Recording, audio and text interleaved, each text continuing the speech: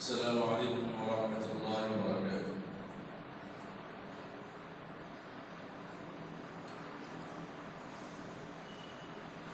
الحمد لله الحمد لله نحمده ونستعينه ونستغفره ونؤمن به ونتوكل عليه ونعوذ بالله من شرور أنفسنا ومن سيئات أعمالنا من يهده الله فلا مضل له ومن يضلله فلا هادي له ونشهد أن لا إله إلا الله وحده لا شريك له ونشهد أن سيدنا وحبيبنا ونبينا ومولانا محمدا عبده ورسوله. اللهم صل على محمد في أول كلامنا، اللهم صل على محمد في أوسط كلامنا، اللهم صل على محمد في آخر كلامنا، اللهم صل على محمد وعلى آل محمد وبارك وسلم تسليما كثيرا كثيرا. أما بعد فأعوذ بالله من الشيطان الرجيم. بسم الله الرحمن الرحيم. والعصر إن الإنسان لفي خسر إلا الذين آمنوا وعملوا الصالحات وتواصوا بالحق وتواصوا بالصبر. أما بعد فقد قال الله تبارك وتعالى في القرآن العظيم: يا أيها الذين آمنوا اتقوا الله ولتنظر نفس ما قدمت لغد واتقوا الله إن الله خبير بما تعملون. ولا تكونوا كالذين نسوا الله فأنساهم أنفسهم أولئك هم الفاسقون.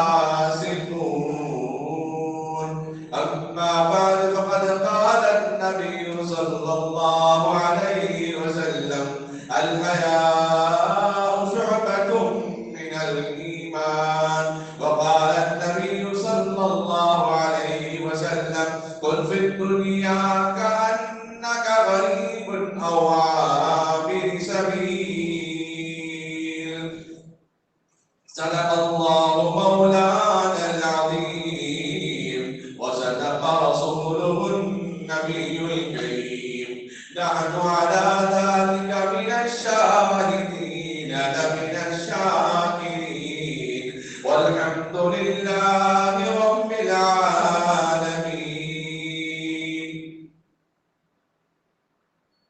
قابل قدر بزرگوں، عزیز نوجوان ساتھیوں، اللہ رب العزت کا بے انتہا فضل و کرم، اس کا احسان عظیم ہوا. اللہ تبارک و تعالیٰ نے مجھے اور آپ کو جمعہ کی مکمل تیاری کرنے اور مسجد میں حاضری ہونے کی سعادت نصیب فرمائے. جمعہ کے دن تیار ہو کے آنا فرشتوں کو بڑا پسند ہے، حوروں کو بھی بڑا پسند ہے.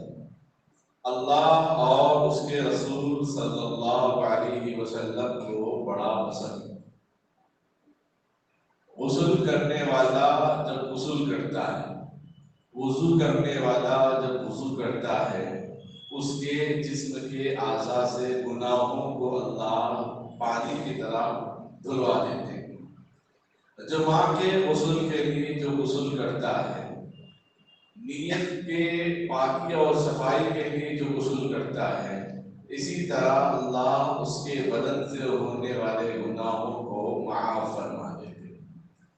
بندہ نماز جمعہ کے موقع پر خطبے کے درمیان جب امام صاحب خطیب صاحب بیٹھ جاتے ہیں اس موقع پر صدق دل سے توبہ استغفار کرتا ہے یا نماز کے بعد اجتماعی دعا میں رونے کی صورت بناتا ہے یا دو آنسو ٹپکا دیتا ہے، اللہ اس کے سارے گناہ ایسے معاف فرما دیتے ہیں جیسے اس نے گویا کہ ابھی ماں کے پیٹ سے دنیا میں آیا ہے۔ بس بندے کا رونا اللہ کو پسند ہے، بندے کا عاجزی کرنا، گڑ گڑانا، اللہ کو منوانا، جو نہ مانگے اس سے تو بیدار ہے، ہر گھڑی دینے کو وہ تیار ہے، جو نہ مانگے اس سے تو بیدار ہے، ہر گھڑی دینے کو تو تیار ہے۔ تو نہیں مانگنے والوں سے اللہ ناراض ہوتا، دنیا والے مانگنے والوں سے ناراض ہوتے، اللہ نہیں مانگنے والوں سے ناراض ہوتا ہے۔ یہ عجیب نظام۔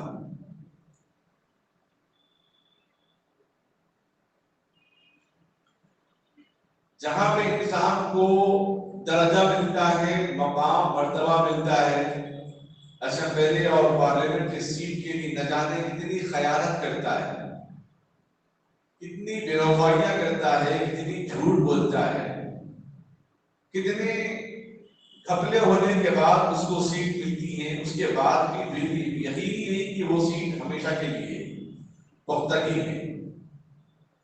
ایک وہ مسلح جو 2 گز زمین کا ٹکڑا ہے، جو چھوٹا سا تیرا گھر ہے، اس کے برابر مسجدوں مصلے خالی پڑے ہیں، وہاں پہ انسان آنے کو تیار نہیں۔ جہاں سے اللہ نے ایک عام انسانوں کو نبیوں کا درجہ دیا، ایک عام انسانوں کو صحابہ کا درجہ دیا، جس مصلے کے ذریعے سے عام انسانوں کو اللہ نے ولی کا درجہ دیا، جس نے مصلے کی سیٹ کو اپنایا، اللہ نے اس کو دنیا و آخرت میں چمکا دیا، اس کے مقام اور مرتبے کو اللہ نے بلند فرمایا۔ ہم وہ جگہ خالی چھوڑ رہے ہیں اور جس جگہ پر کوئی عزت نہیں، کوئی اللہ تبارک بتاتا کہ یہاں جو طریقہ کار اختیار کر رہا ہے انسان، اس میں کوئی عزت نہیں ہے، کوئی رحمت نہیں، کوئی نعمت نہیں، کوئی سعادت نہیں، لیکن اس کے پیچھے ہم پڑے ہوئے ہیں۔ اور جو مسلے ہمارے لیے مسجدوں میں ویران پڑے ہیں، جہاں سے اللہ انسان کو برکتوں، رحمتوں، سعادت والی زندگی عطا کرتے ہوئے جنت کے مقام تک پہنچانے والا ہے، اس مسلے کے بارے میں ہمارے اور آپ کی فکریں بہت کم ہیں، دنیا والوں کی فکریں بہت کم ہیں۔ اللہ تبارک و تعالیٰ نعمتوں پہ نعمتیں دے رہا ہے، اللہ کی مزید نعمتیں ہم کو اور عطا ہو رہی ہیں۔ 24 گھنٹے، ہفتے بھر، مہینے بھر، سال بھر کوئی ایسا دن نہیں گیا، کوئی ایسا لمحہ نہیں گیا، کوئی ایسا سیکنڈ نہیں گیا، کوئی ایسا وقت نہیں گزرا جس میں اللہ تبارک و تعالیٰ نے اپنے بندوں پر نعمتیں نازل نہ کی ہوں۔ اسی لیے جب کسی سے پوچھا جاتا ہے کہ آپ کی طبیعت کیسی ہے تو پہلے وہ یہی بیان کرتا ہے الحمدللہ، اس کے بعد وہ کہتا ہے تھوڑا سا گھٹنوں میں درد ہے، تھوڑا سا کمر میں درد ہے، تھوڑا سا سر میں درد ہے۔ گویا پھر بھی اللہ کا شکر ہے، اگر وہ الحمدللہ بھی اگر بولنے کی توفیق نہیں ہوئی تو سامنے والے اتنا للہ بول کے نہلا دھلا کے لے جا کے قبر پہ ڈال دیتا۔ تو انسان گفتگو تو کر سکتا ہے، دیکھ تو سکتا ہے، بات تو کر سکتا ہے، زندگی کے رونق اور بہار تو دیکھ سکتا ہے۔ یہ اللہ تبارک و تعالیٰ کی بڑی نعمت ہے، بڑی سعادت کی بات ہے۔ اللہ تبارک و تعالیٰ نے انسان کو صحت عطا فرمایا، اللہ نے انسان کو بہت ساری چیزوں سے نوازا، نواز کے اللہ تبارک و تعالیٰ اس میں امتحان دے رہے ہیں، آزمائش ڈال رہے ہیں، آزمائش میں مبتلا کیا انسان کو۔ اگر اللہ نے نکاح عطا فرمایا تو وہ نکاح صرف اس کے لیے عیش کی زندگی نہیں، اللہ اس کو آزماتے ہیں کہ یہ بیوی کے حقوق ادا کر سکتا ہے یا نہیں، یا بیوی کے آنے کے بعد ماں کے حقوق کو کیا کم کرے گا، یا بیوی کے آنے کے بعد اپنوں کو بیگانہ سمجھے گا۔ اللہ اس کو آزماتے ہیں اولاد دے کر، کیا یہ اولاد کے درمیان عدل و انصاف کرے گا کہ نہیں کرے گا۔ اولاد کو خوش و خرم رکھے گا کہ نہیں رکھے گا؟ اولاد کی خوشی میں میری محبت تو کم نہیں کرے گا، اولاد کی محبت کے لیے میری عبادت میری اطاعت تو کم نہیں کرے گا، اولاد کی تربیت میرے احکام میرے فرمان میرے قرآن کے مطابق تربیت کرے گا، یہ دنیاوی زندگی کے مطابق یہ اپنی اولاد کی تربیت کرے گا۔ اللہ آزماتے ہیں اولاد کو دے کر، مال کو دے کر اللہ آزماتے ہیں، آیا یہ مال اپنے نفس کے خواہش کے مطابق خرچ کرتا ہے، شیطان کا بھائی بن کے خرچ کرتا ہے، ان المبذرین کانوا اخوان الشیاطین، بے فضول خرچی کرنے والے وہ شیطان کے بھائی ہیں۔ اللہ مال دے کر آزماتے ہیں، یہ مال صحیح جگہ پر خرچ کرتا ہے یا غلط جگہ پر خرچ کرتا ہے۔ اللہ جوانی دے کر آزماتے ہیں، یہ جوانی کی طاقت یہ میرے اطاعت پر بابا کی خدمت میں خرچ کرتا ہے یا اپنی عیاشی میں اپنی نفسانی خواہشات میں خرچ کرتا ہے۔ اللہ نعمتیں دیتے ہیں، خاندان دیتے ہیں، قبیلہ دیتے ہیں، سرمایہ دیتے ہیں، عزت دیتے ہیں، ثروت دیتے ہیں، سب یہ چیزیں دے کر اللہ تبارک و تعالیٰ آزماتے ہیں۔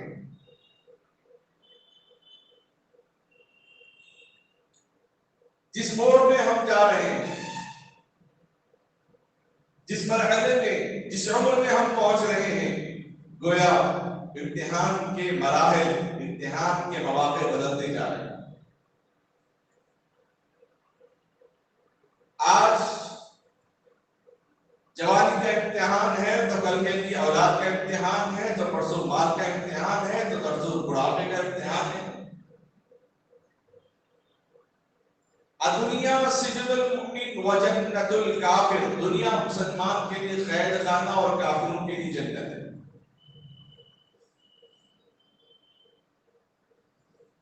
قید خانے کے اندر عمر کی قید نہیں، بچوں کا بھی جیل خانہ ہے، عورتوں کا بھی جیل خانہ ہے، جی بڑوں کا بھی جیل خانہ ہے، بچے ہیں تو پھر ان کی تعلیم کا بھی نظم ہے جیل خانے میں۔ تو یہ دنیا سب کے لیے قید خانہ۔ آدمی اپنی مرضی نہیں چلا سکتا، رب کی مرضی پہ اس کو زندگی گزارنا پڑے گا۔ کوئی کہے کہ میں اپنی مرضی کی زندگی گزاروں گا تو گویا وہ شیطان کے نقش قدم پر چل رہا ہے، اپنی ہوس پہ چل رہا ہے، اپنی نفس پہ چل رہا ہے، اپنی مرضیات پہ چل رہا ہے، اپنے خواہشات پہ چل رہا ہے۔ رب کی مرضیات کو چھوڑ دیا، نبی کی اطاعت کو چھوڑ دیا، قرآن کے فرمان کو چھوڑ دیا۔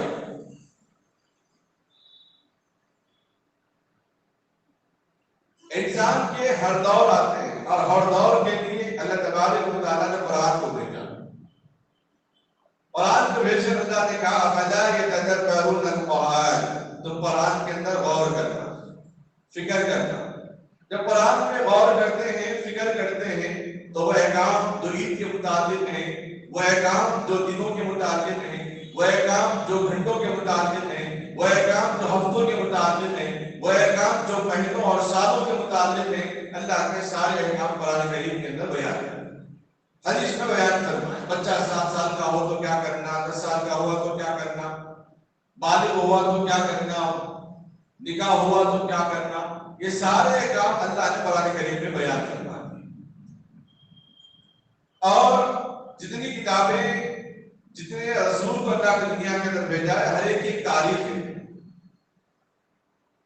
ہر ایک ہسٹری ہے، ہر ایک سیرت ہے، ہر ایک داستان ہے۔ یہودی اپنی تاریخ شروع کرتے ہیں مسجد اقصی کو جب ویران کیا تھا، مسلمانوں کے ہاتھوں سے لے کر مسلمانوں سے قبضے میں مسلمانوں سے لے کر اپنے قبضے میں لیا، تب سے یہودی اپنی تاریخ شمار کرتے ہیں۔ عیسیٰ علیہ نبینا علیہ السلام کے رخصت ہونے کے بعد اپنی تاریخ شمار کرتے ہیں۔ اور ہجری تاریخ آقا سرکار دو عالم صلی اللہ علیہ وسلم کا مکہ المکرمہ سے مدینہ منورہ ہجرت کرنے سے وہاں سے اسلامی تاریخ شروع ہو جاتی ہے۔ تاریخ تو آدم علیہ السلام سے، لیکن جو ہجری جو تاریخ ہے، ہجرت کرنا نبی کریم صلی اللہ علیہ وسلم کی طرف منسوب ہے۔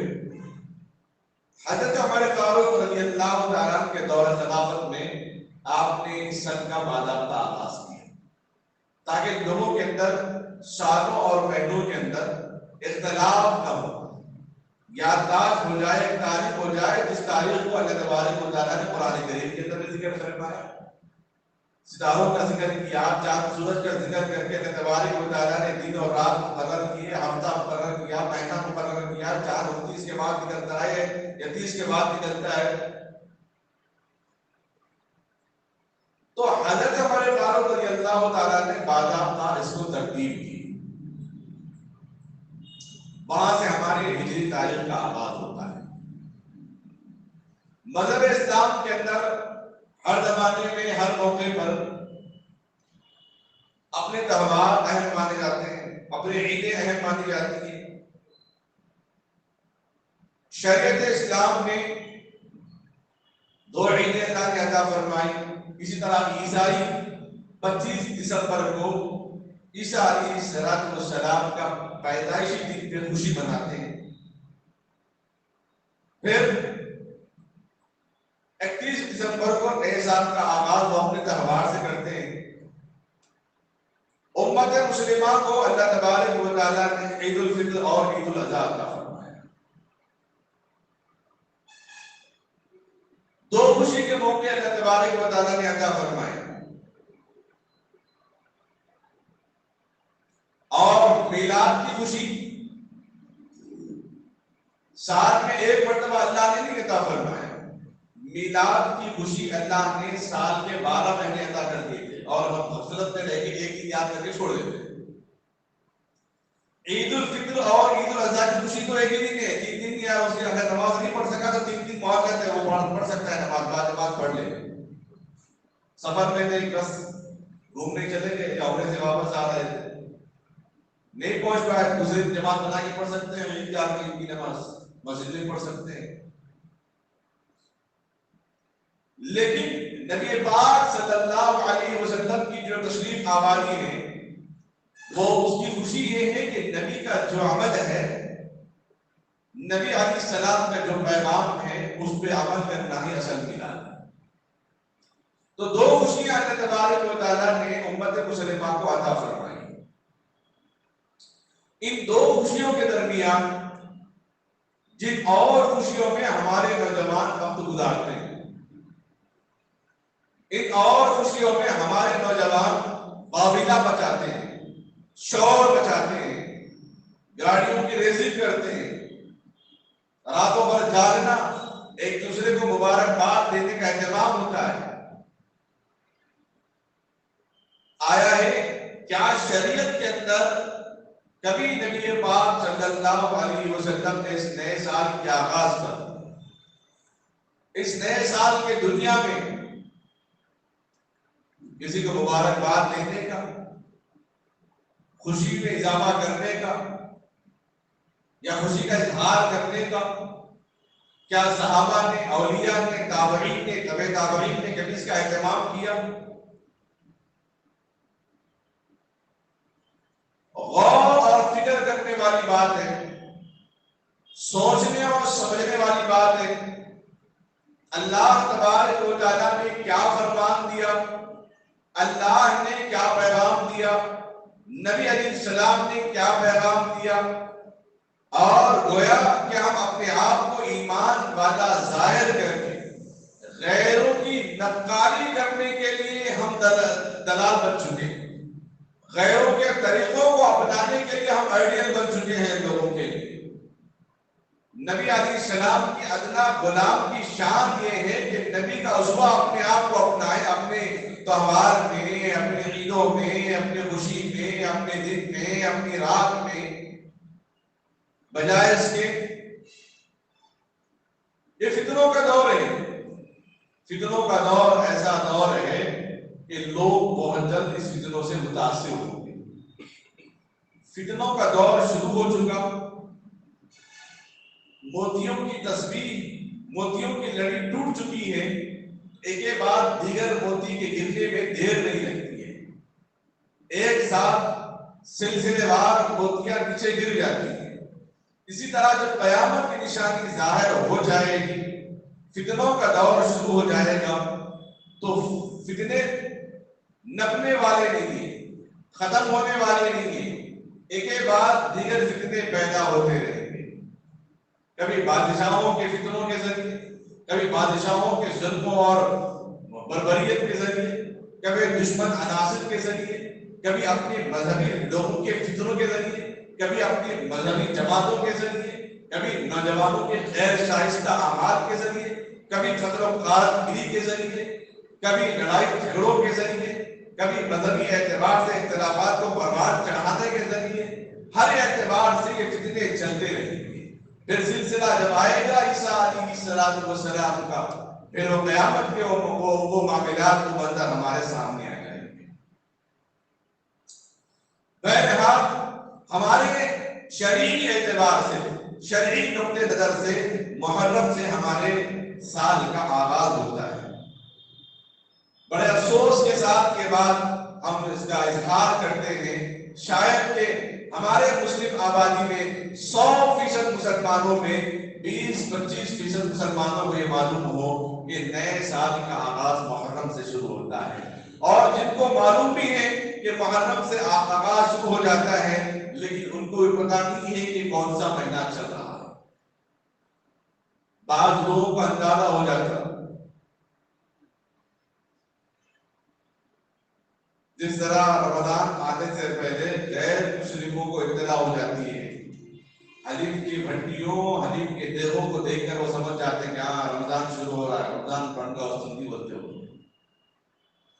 اسی طرح ہمارا بھی کچھ معاملہ شیعوں کے علم توڑتے ہوئے دیکھ کر، ان کے رسم و رواج کو دیکھ کر لوگوں کو اندازہ ہوتا ہے کہ ہاں محرم آ رہا ہے۔ اب ہمارے مذہب اسلام، ہماری شریعت اب صرف ہمارے لیے رسم کے طور پہ رہ گئی، اطاعت کے طور پہ نہیں رہ گئی۔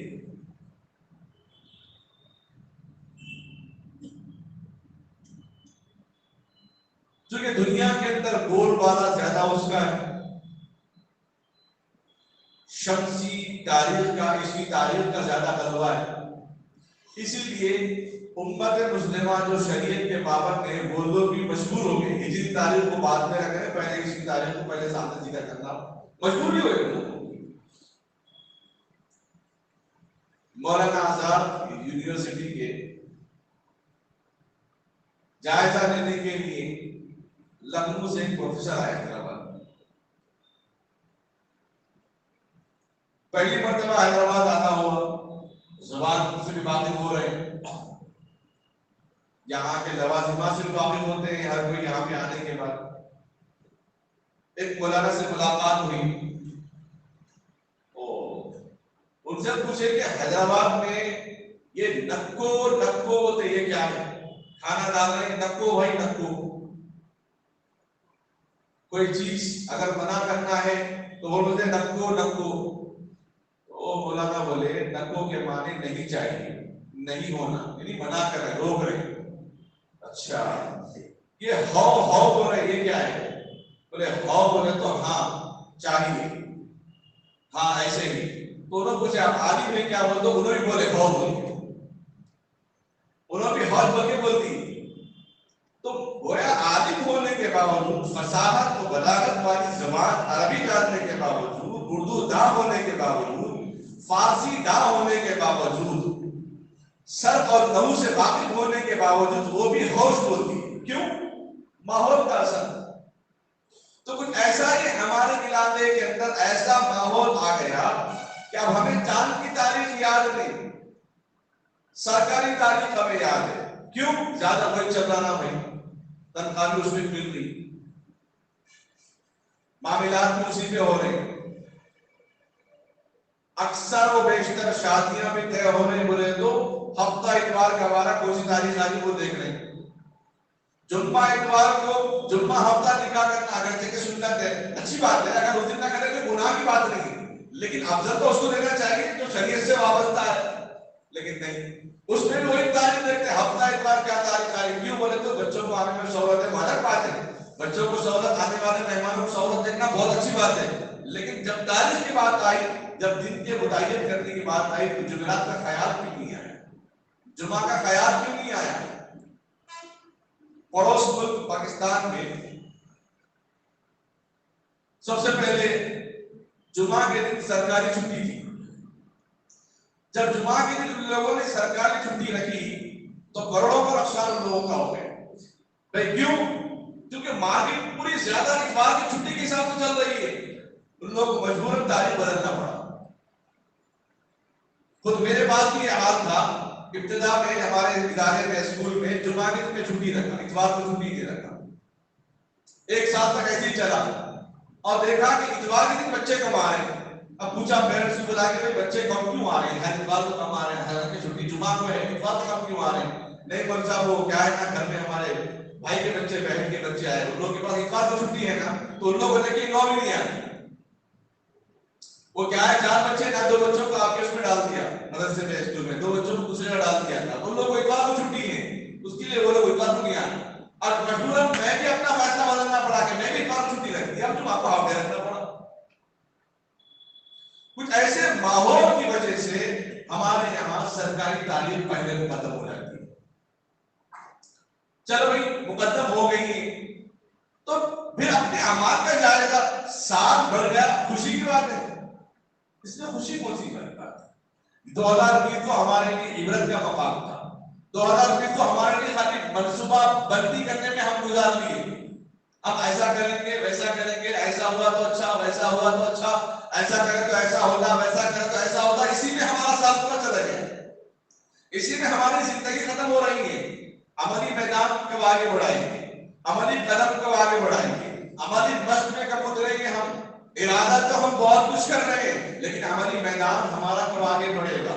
جیسے زندگی بڑھتی ہے ذمہ داریاں بڑھتی ہیں، زندگی ذمہ داریوں پہ مشتمل ہے۔ آدمی بڑا ہوتا ہے تو ذمہ داریاں بڑھتی ہیں، بچہ بڑا ہوتا ہے تو کتابیں بڑھ جاتی ہیں، نصاب بڑھ جاتا ہے، سلیبس بڑھ جاتا ہے۔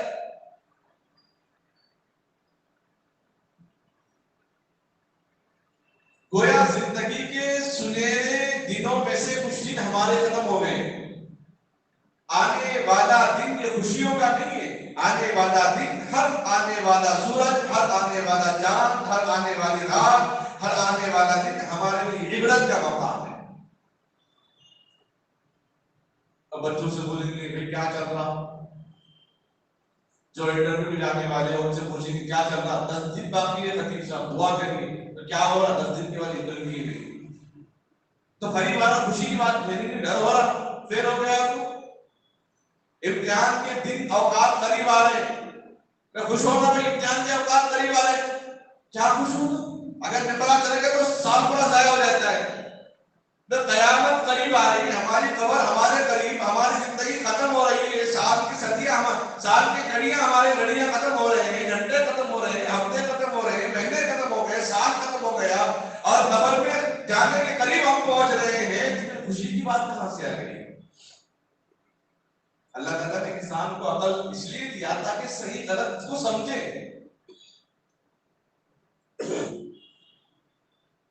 ہمارے نوجوان عقل کے اتنے اندھے، حالانکہ سب سے زیادہ عقل مند انسان وہ ہے جس نے خدا کو پہچان لیا۔ اس لیے کہ جو خدا کے ساتھ کسی اور کو اگر شریک کرتا ہے، کسی اور خدا کو اگر مان لیا تو گویا اس نے خدا کو ہی نہیں پہچانا، اپنے بنانے والے کو نہیں پہچانا، اس کا مطلب۔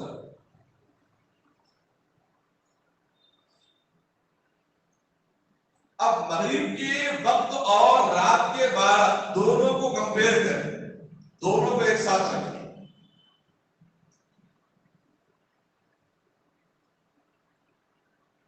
رات کے 12 بجنے والے ہیں، شور شرابے کے لیے تیار ہو گئے، پٹاخے لے کے تیار، قندیل لے کے تیار، کیک لے کے تیار، بیلوس لے کے تیار ہو گئے، جھنڈے لے کے تیار ہو گئے۔ 12 بجتے کی ختم، لائٹ بجھا کے آن کر دی، ایسا آن ہو گئے کہ جیسا ہی ابھی پیدا ہو گئے۔ اب اس کے بعد پٹاخے شروع، شور واویلا شروع ہو گیا، ناچ گانے شروع ہو گئے، ایک دوسرے کو مبارکبادی دینے کی شروع ہو گئی۔ حالانکہ 12 سے پہلے کا جو حصہ تھا رات کا وہی حصہ ہے، جو موسم تھا 12 سے پہلے کا 12 کے بعد بھی وہی موسم ہے، کوئی تبدیلی نہیں ہے۔ اور سے دیکھیں اگر اس میں تو 12 سے پہلے 12 کے بعد درمیان میں کوئی فرق نہیں ہے، منٹ سیکنڈ گھنٹوں کا فرق ہے، موسم میں فرق نہیں ہے، زندگی کا فرق ہے کہ 10 منٹ اور کم ہو گئے، ہمارے 2 منٹ اور کم ہو گئے، جیسے گنتے جا رہے ہیں 12 بجے 10 منٹ ہے، جب اپنے دوستوں سے میسج کر رہے ہیں 10 منٹ ہے، دیکھو 9 منٹ ہے، دیکھو 8 منٹ ہے، دیکھیے ایک ایک سیکنڈ یاد دلا رہے ہیں اپنے دوستوں کو، 1 منٹ ہے دیکھیے، اب 12 کے بعد دیکھا تو کیا ہوا، صرف فون پہ اتنا نمبر بدل گیا کہ وہ AM آ گیا. موسم ویسے ہی، رات ویسے ہی. چلیے سرکار کے اعتبار سے، عیسائی کے اعتبار سے، عیسوی تاریخ کے اعتبار سے، شمسی تاریخ کے اعتبار سے دیکھا جائے تو رات کے 12 کے بعد PM AM میں بدل جاتا ہے. اب وہ نظام ہے، ماحول ہے، کیا کریں گے، چھٹی نہیں دے سکتے جمعہ کو، ہفتے کے اتوار کو چھٹی دینا پڑتا ہمارے پاس، پورا نظام ایسا بنا ہوا ہے. تو چلو ہم مان لیتے ہیں اس کو، لیکن تبدیلی کسی میں آئی، کسی میں بھی تبدیلی نہیں آئی. بھی کس میں تبدیلی آئی؟ اپنے لکھی ہوئی کیلنڈر میں تبدیلی آئی، اپنے فون اپنے گھڑی میں تاریخ کی تبدیلی آئی، اور وقت میں تبدیلی آ گئی. لیکن موسم جو ہے وہ دن اور رات کے درمیان کا کوئی فرق نہیں ہوا. وہ کب ہوگا؟ 12، 5، 6 کے بعد ہوگا. 5 گھنٹے کے بعد صبح نمودار ہونے والی ہے، سورج طلوع ہونے والا ہے، سورج نکلنے والا ہے، شعاع صبح کو نکلنے والی 5-6 گھنٹے کے بعد. اب مغرب کا جو نظام شریعت نے بنایا ہے، مہینے میں 1 مرتبہ، سال میں 1 مرتبہ ہم عید کا موقع دیکھتے ہیں. اب مجھے تراویح رات کے 12 کے بعد پڑھتے ہیں، دیکھ کے ٹائم AM بدلنے کے بعد، PM سے AM ہونے کے بعد کیا تراویح پڑھتے نہیں. پھر کب پڑھتے؟ چاند کب دیکھتے؟ کیا رات کے 12 بجے چاند دیکھتے نہیں. پھر کب دیکھتے؟ مغرب کی اذان سے شریعت میں نیا دن شروع ہوتا ہے. مغرب کی اذان، سورج غروب ہو جاتا ہے، دن بدل جاتا ہے. شریعت کے اندر ہمارے پاس ہر نیا دن اذان کے ذریعے سے ہوتا ہے. ہمارے پاس ہر سال اذان سے سال کا آغاز ہوتا ہے. ادھر مؤذن صاحب اذان دیتے ہیں، ختم، دن بدل گیا. اعتکاف کا آغاز رات کے 12 بجے سے کرتے ہیں یا مغرب کی نماز سے کرتے ہیں؟ مغرب کی نماز سے اعتکاف کا آغاز کیا جاتا ہے. عید الفطر، عید الاضحیٰ کے چاند دیکھنے کا اہتمام مغرب کی نماز سے آغاز کیا جاتا ہے. اتنی عقل تو ہمارے کو ہونا چاہیے کہ دنیا جو غیر رسم و رواج میں پڑی ہوئی ہے وہ جانے، لیکن شریعت اسلام نے جو بہترین طریقہ بتایا، نماز کے ذریعے سے دن بدل رہا ہے، اس سے بہتر کام کیا ہو سکتا ہے؟ اس کو تو ہم بلا دیے، اس کو تو ہم چھوڑ دیے. شریعت کو ہم اتنا بھلا دیے کہ اس کا کوئی اندازہ ہی نہیں ہے. نہ تاریخ ہمیں معلوم، نہ قرآن ہمیں معلوم.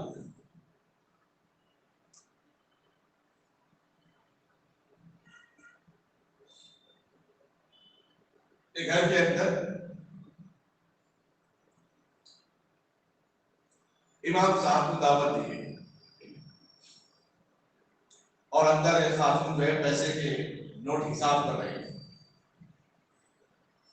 6000 روپے تھے. ایک دم امام صاحب کی آواز سن کے وہ اندر پردے میں چلے گئے. امام صاحب آ رہے ہیں، جناب میں وہ اندر چلے گئے تو پیسے اٹھانا بھول گئے. امام صاحب آئے، دسترخوان پہ بیٹھے. امام صاحب دسترخوان پہ بیٹھنے سے پہلے وہ نوٹ جو عورت دکھ رہی تھی گھر کی، وہ ہوا کی جھونکوں سے اٹھ کے امام صاحب کے دسترخوان پہ بیٹھ گیا.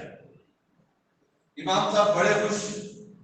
لوگ کھانے کے بعد امام کو ہاتھ میں پکڑاتے ہیں تو دسترخوان نہیں ہے.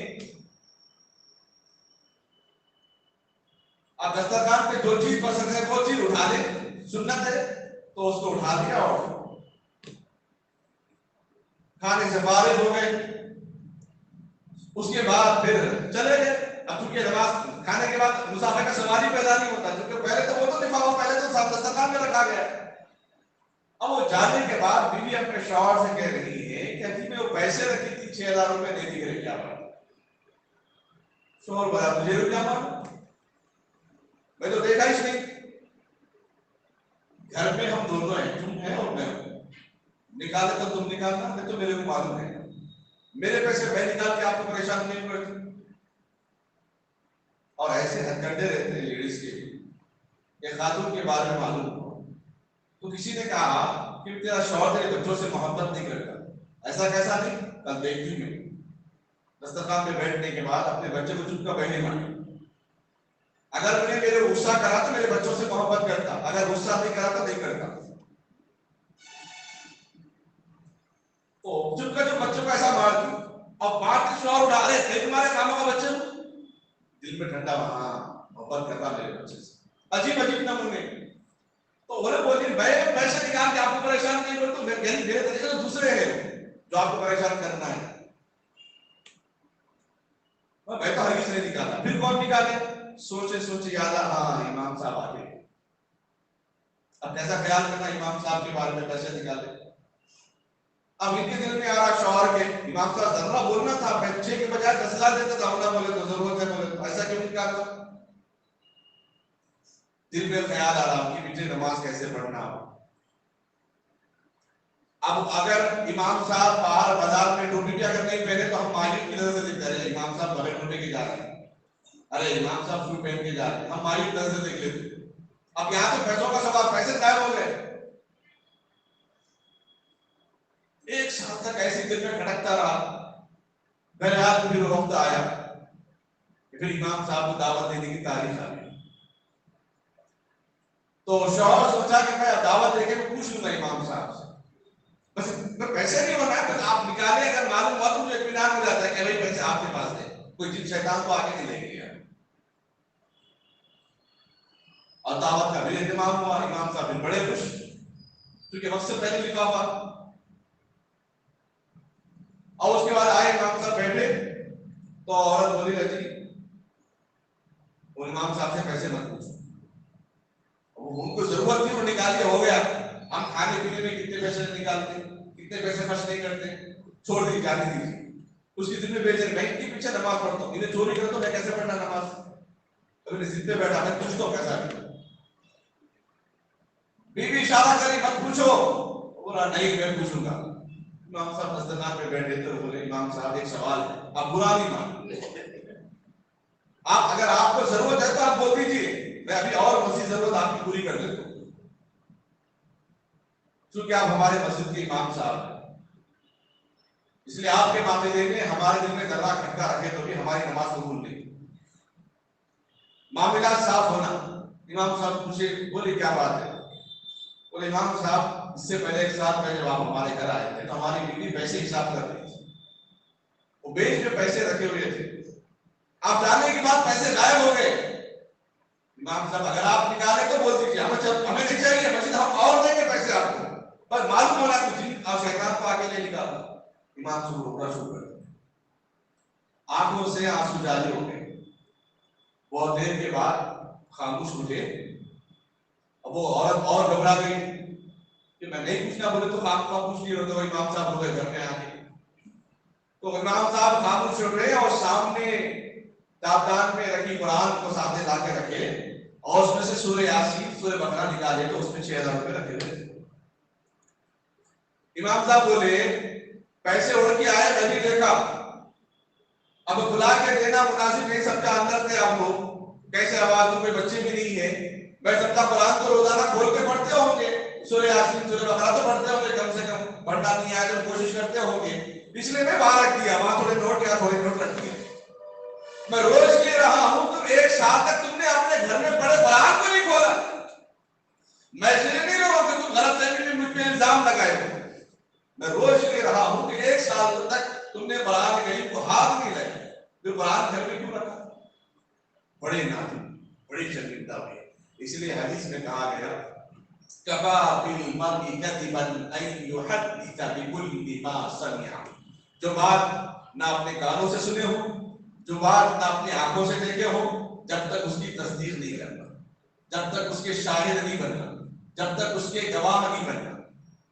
تو قرآن کریم سے ہمارا یہ رویہ، ہجری تاریخ سے ہمارا یہ رویہ، شریعت اسلام نے جو چیزیں ہمیں بتائی ہیں، جو چیزیں ہمیں دی، اس کا ہمیں کوئی پاس و لحاظ نہیں۔ اس لیے قرآن نے کہا والعصر ان الانسان لفی خسر الا الذین آمنوا وعملوا الصالحات وتواصوا بالحق وتواصوا بالصبر۔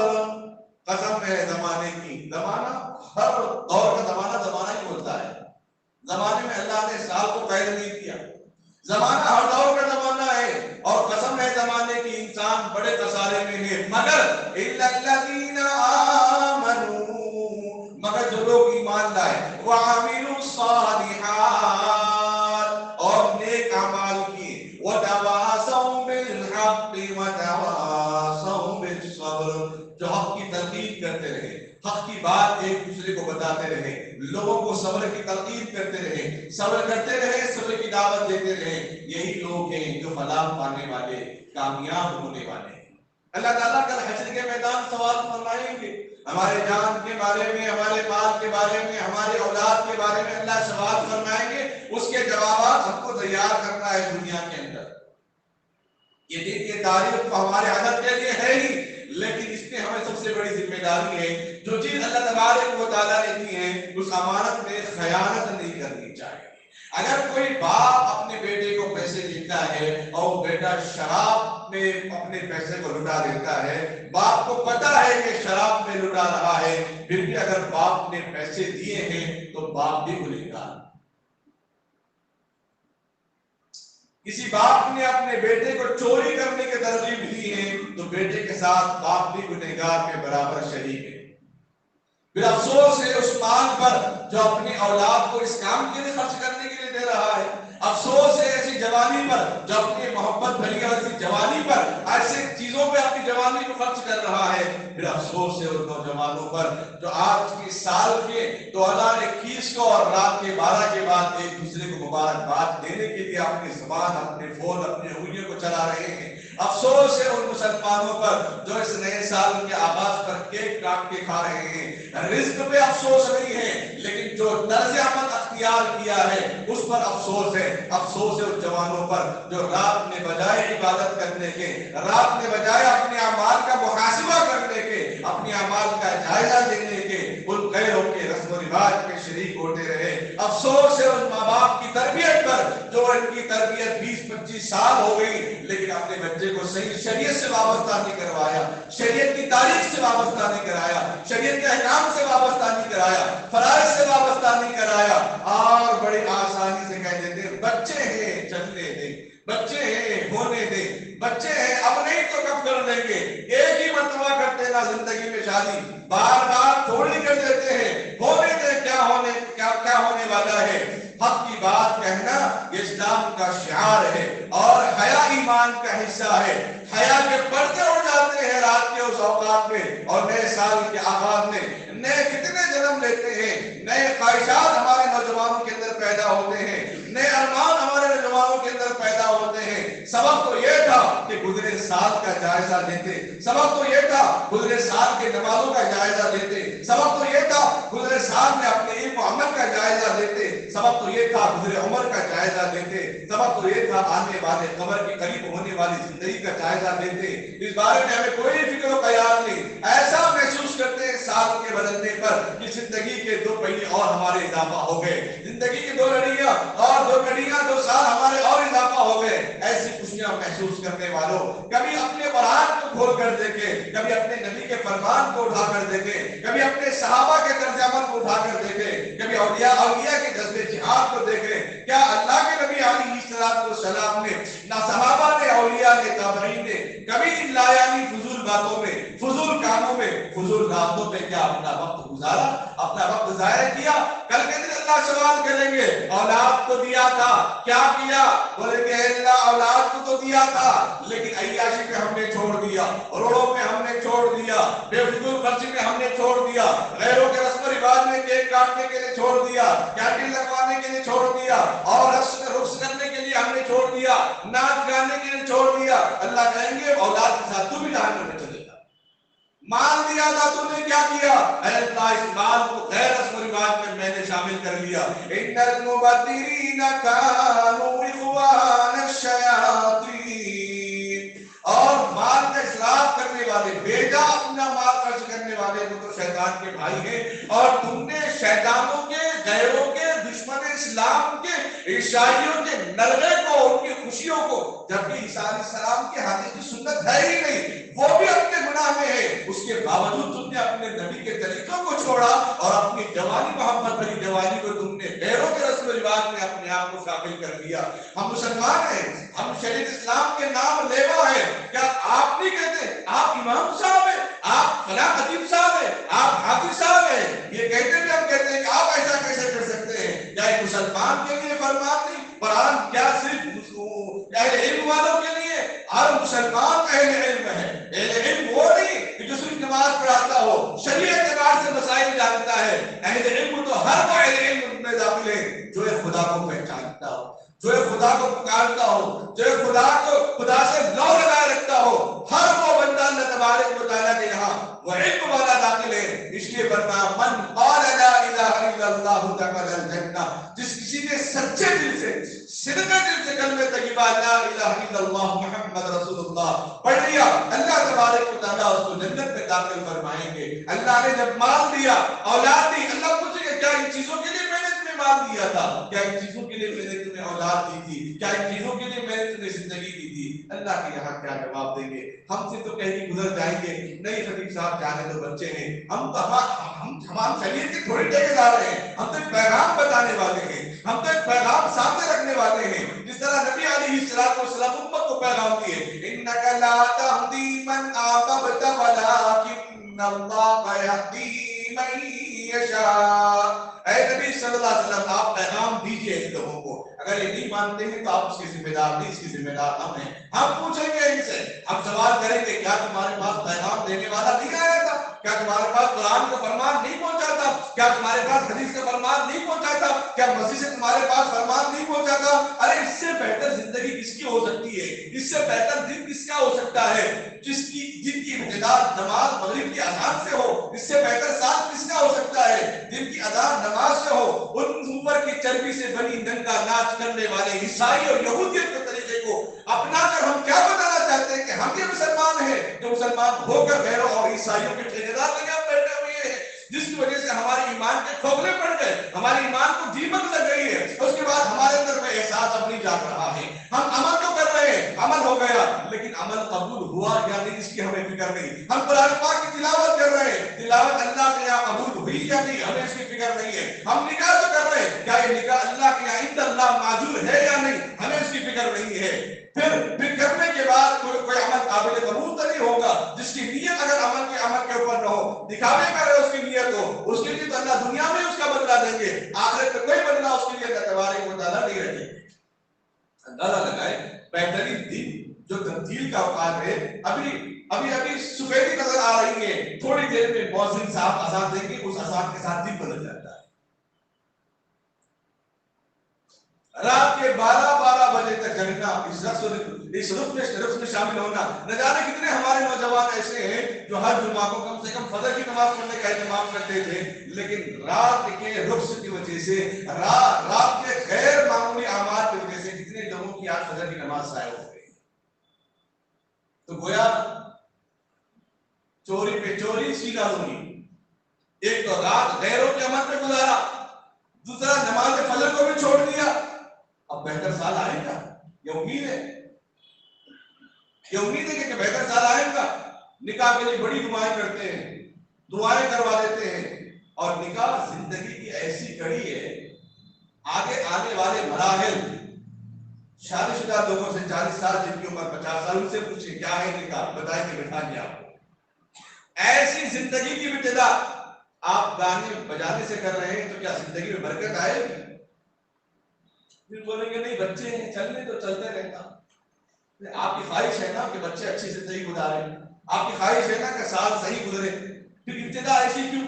چلیے آپ اپارٹمنٹ بنا رہے ہیں، بنیاد مٹی سے ڈال دیں گے، بچے ہیں نا جانے دیں، ہو سکتا اس کو قید خانے میں بند کر کے تو اس کی بنیاد مضبوط کریں گے، لیکن اس کو ایسے نہیں چھوڑیں گے۔ پھر شریعت کے اندر کہاں کی ہماری ذمہ داری؟ شریعت کے معاملے میں ہم اتنا آسانی سے کیوں لے رہے ہیں؟ کیا ہمارے بچے اس قابل بھی ہیں کہ ہم مر جائیں تو سورہ فاتحہ ہم پہ پڑھے؟ کیا ہمارے بچے اس قابل بھی ہیں کہ ہم مر جائیں تو کیا ہماری نماز جنازہ پڑھ سکتے ہیں؟ کہاں ہے ہماری فکریں؟ اگر آج کے نوجوان نہ سمجھیں، نہ سدھریں، تو آنے والے دنوں میں ہم بھول جائیں کہ نوجوانوں کا طرز عمل کیا ہونا چاہیے۔ وقت کی تکاملی ہے، اللہ سے دعا کی کہ اللہ تعالیٰ ہم تمام امت مسلمہ کو کہنے سننے سے زیادہ عمل کرنے کی سعادت نصیب فرمائے۔ آمین وآخر دعوانا الحمدللہ۔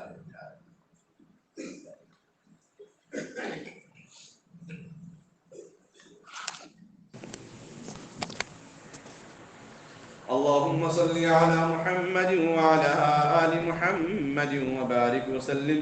ربنا ظلمنا أنفسنا وإن لم تغفر لنا وترحمنا لنكونن من الخاسرين۔ ربنا إنك جامع الناس اليوم لا ريب فيه إن الله لا يخلف الميعاد ربنا لا تزغ قلوبنا بعد إذ هديتنا وهب لنا من لدنك رحمة إنك أنت الوهاب اللهم إني أسألك علما نافعا وعملا صالحا ورزقا حلالا وشفاء من كل داء اللهم لك الحمد كما تحب وترضى عدد ما تحب وترضى جزا الله أن محمدا معه عهده صلى الله عليه وسلم هو الله الذي لا إله إلا هو الأول والآخر والظاهر والباطن وهو بكل شيء عليم اے اللہ ہم سب کے گناہوں کو معاف فرما خطاؤں سے درگزر فرما رحم کا کرم کا عافیت کا معاملہ فرما اے اللہ اب تک جو زندگی ڈوبی ہے گزری ہے گناہوں میں گزری اے اللہ آئندہ گناہوں سے بچانے کی توفیق عطا فرما نیکی کرنے کی قوت عطا فرما نیکی کرنے کروانے اس کے پیغام کو عام کرنے کی توفیق عطا فرما اے اللہ جو ہمارے نوجوان نادانی میں اے اللہ رات کے 12 بجے یہودیوں اور عیسائیوں کے طریقوں پر جن لوگوں نے جو اہتمام کیا ہے اے اللہ ان کی نادانی سے ان کی مغفرت فرما اے اللہ ان کے اس گناہ کی حفاظت فرما آئندہ کرنے سے اجتناب کرنے والا بنا دے اے اللہ بچے ہیں غلطی کر بیٹھے ہیں اے اللہ تو معاف کرنے والا ہے اے اللہ معافی کو بہت پسند کرتا ہے اے اللہ جن جن لوگوں نے بھی اپنی زبان سے ایسے الفاظ استعمال کیے ہوں جو غیروں کے نقالی ہوں جس کی وجہ سے اے اللہ شریعت کے اندر جس کی مخالفت کی گئی اس سے بچنے اور بچانے کی توفیق عطا فرما اے اللہ جن لوگوں نے مصلحت کہہ دی ہو جہاں پہ غیر بھی ہیں ان کے حساب سے اے اللہ تو اس پر پکڑ نہ فرما اے اللہ غیر رسم و رواج سے ہم سب کو بچنے کی توفیق عطا فرما اے اللہ ہجری اور عیسوی دونوں تاریخوں پر اہتمام کرنے امت کو امن کا پیغام دینے کی توفیق عطا فرما اسلام کا امن کا پیغام دینے کی توفیق عطا فرما اے اللہ جو ہماری زندگی اب تک گزری نہ جانے مولا کتنوں کو ناراض کیا کتنوں کو ڈبایا کتنوں کو پریشان کیا کتنوں کو ستایا اے اللہ کتنوں پر ظلم کیا نہیں معلوم اے اللہ کتنی مرتبہ تجھ کو ناراض کیا نہیں معلوم کتنی مرتبہ اپنے ماں باپ کو تکلیف دی نہیں معلوم اے اللہ تو معاف کرنے والا ہے آئندہ آنے والے زندگی کو اے اللہ صبر و عافیت کے ساتھ زندگی گزارنے والا بنا حق کی بات کو حق کے پیغام کو عام کرنے کی توفیق عطا فرما حق بات کہنے پر ہمیشہ ہمارے اندر استقامت عطا فرما اے اللہ حق پر قائم رہنے کی توفیق عطا فرما سیدھی سادھی زندگی گزار کر آخرت کو اے اللہ تجھ کو راضی کر کے جنت حاصل کرنے والا بنا دے اے اللہ تو ہم سب سے پہلے ہم تو راضی ہو جا اے اللہ تو راضی ہم سے ہو جا اے اللہ تو راضی ہونے والے وہ کام کرنے والا بنا جس سے فرشتے بھی ہمارے حق میں دعائیں کرتے ہوں اے اللہ بیماروں کو شفا عطا فرما پریشان حال لوگوں کی پریشانی کو دور فرما جو قرض میں ڈوبے ہیں غیب سے ان کے قرض کے بوجھ کو آسان فرما جو نکاح کے انتظار میں بیٹھے ان کے نکاح کو آسان فرما پڑھنے پڑھانے والوں کو قبول فرما آج کی ہماری نماز کو قبول فرما پڑھانے والوں کو بھی قبول فرما پڑھنے والوں کو بھی قبول فرما مسجد کا انتظام کرنے والوں کو بھی قبول فرما مرحومین کی مغفرت فرما خصوصاً اے اللہ الحاج شرف الدین صاحب عظما خاتون زینت بیگم عبد القادر بالقوس بانو سعیدہ بیگم مرحومہ محمد افضل محمد بابا صاحب اے اللہ ان سب کی مغفرت فرما ان کے درجات کو بلند فرما انہیں کروٹ کروٹ چین سکون رات اطمینان عطا فرما اے اللہ ہم کو بھی ایک دن دنیا سے رخصت ہونا ہے اے اللہ دنیا چھوڑ کر جانا ہے اولاد کو چھوڑ کے جانا ہے گھر والوں کو چھوڑ کے جانا ہے اس مال و دولت کو چھوڑ کے جانا ہے جس کے پیچھے ہم دن و رات ایک کر رہے ہیں اے اللہ اس کی فکر کرنے والا بنا اے اللہ اس کی فکر کے صدقے دنیا زندگی میں رونقیں عطا فرما برکت عافیت عطا فرما بیماروں کو شفا عطا فرما بہت سارے حضرات یہاں پر بیٹھے ہیں ان میں کوئی نہ کوئی بیمار ہے کوئی گھٹنوں کا مریض کوئی دل کا مریض کوئی آنکھ کا مریض اے اللہ کسی کو کوئی اور تکلیف ہے ان سب کو صحت و عافیت تندرستی عطا فرما اے اللہ جتنے نام آئے ہیں نام بنام ان سب کو صحت و عافیت تندرستی عطا فرما اے اللہ محمد جمیل سید آفاق عنایت حسین سید سہیل سید دادے پیر قادری اے اللہ ان سب کو صحت و عافیت تندرستی عطا فرما ان کے مقاصد میں کامیابی عطا فرما نسرین سلطانہ رحیم النساء ریحان آمینہ عبدالعلیم ام کلثوم نظام الدین ان سب کو صحت و عافیت عطا فرما اے اللہ جو بے قصور قید کیے گئے جلد سے جلد ان کی رہائی کی شکلیں عطا فرما اے اللہ جو بے قصور قید میں کیس میں اللہ بلا کیس میں اے اللہ جن کو پھنسایا گیا ہے ان کو بھی اے اللہ خیر و عافیت کے ساتھ معاملہ عطا فرما اے اللہ میاں بیوی کے اندر محبت عطا فرما اے اللہ ایک دوسرے کو نیک بنا دے ایک دوسرے کو راضی رہ کر زندگی گزارنے کی توفیق عطا فرما، بچوں کی جان مال عزت و آبرو اور ایمان کی حفاظت فرما، گھروں میں برکتیں عطا فرما، دکانوں میں برکتیں عطا فرما، گھروں میں رحمتیں عطا فرما، اس مسجد کو آباد کرنے والا بنا، اس مسجد کو آباد کرنے والوں کے گھروں کو رحمتوں برکتوں سے منور فرما۔ اے اللہ ہمارے آج کی اس دعا کو تو بے انتہا قبول فرما، جن جن لوگوں نے دعاؤں کے لیے کہا ہو یا لکھا ہو یا ان کا ہم پر حق ہو، ان سب کو عافیت عطا فرما۔ اے اللہ جو کسان اے اللہ اپنے ملک کی بقا کے لیے، حفاظت کے لیے، سلامتی کے لیے، رزق میں آسانی فراوانی کے لیے جو جدوجہد کر رہے ہیں، اللہ ان کو اے اللہ ہم سب کا مسئلہ اس میں عافیت عطا فرما، امن کے ساتھ مسئلے کو حل کرنے کی توفیق عطا فرما۔ اے اللہ جہاں جہاں فسادات ہو چکے ہوں، اے اللہ چاہے وہ ہریانہ میں کسی اور علاقے میں ہو، اے اللہ تو دیکھ رہا ہے دشمن کیسی تدبیریں کر رہا ہے۔ یقیناً مولا ہمارے اندر اب اتحاد نہیں رہا، ہمارے اندر نااتفاقیاں بڑھتی جا رہی ہیں، اے اللہ ہم اپنے اعمال کے کمزور ہوتے جا رہے ہیں، اے اللہ تیرے نام لینا بھی ہمیں یاد نہیں رہا، اے اللہ اس وجہ سے ایسے حالات پیدا ہو رہے ہیں۔ اے اللہ ایمان پر استقامت عطا فرما، اے اللہ ان فسادات سے حفاظت فرما، لڑائی جھگڑوں سے حفاظت فرما، غیر مسلم بھائیوں میں امن کے پیغام کو عام کرنے والا بنا، اسلام کے پیغام کو بتانے والا بنا، مسجدوں کا تعارف کرنے والا بنا، مدارس کا تعارف کرنے والا بنا، اپنے ایمان اپنے اسلام اپنی جنت کے بارے میں تعارف کرنے کی توفیق عطا فرما۔ ہم میں بہترین دنیا کے انبیاء کے امام محمد رسول اللہ صلی اللہ علیہ وسلم کی زندگی سے اے اللہ غیر مسلم بھائیوں کو وابستہ کروانے کی توفیق عطا فرما، خصوصاً ہمارے نوجوان کو نبی پاک صلی اللہ علیہ وسلم کی سیرت پڑھنے اور اس کو سمجھنے اور اس پر عمل کرنے کی توفیق عطا فرما۔ اے اللہ اس چھوٹی موٹی دعا کو اپنے فضل و کرم سے جناب آقا و مولا تاجدار مدینہ محمد رسول اللہ صلی اللہ علیہ وسلم کے صدقے طفیل قبول و منظور فرما۔ وصلی اللہ تعالی علی خیر خلقہ محمد وعلی آلہ واصحابہ اجمعین برحمتک یا ارحم الراحمین والحمد للہ رب العالمین۔